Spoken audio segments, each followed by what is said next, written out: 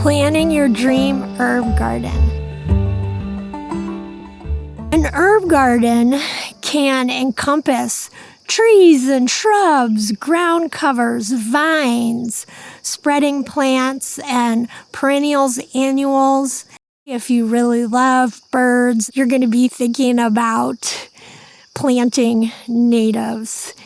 And then, do you want to grow a lot of herbs to make medicine? Do you want to grow herbs for body care? Do you love aromatic plants? Many medicinals are extremely ornamental and can be planted in lieu of bedding plants or plants that we are simply putting in the ground for their beauty. Do you want to share the bounty with your friends, family, and neighbors?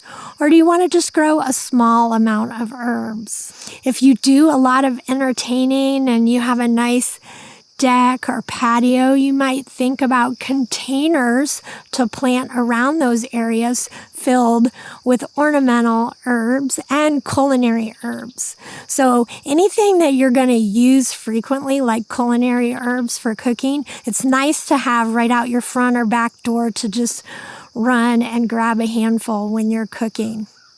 If you have children, you might think about a small mowed area surrounded by herb beds or little tucked hideaway places where they can just free it up and get creative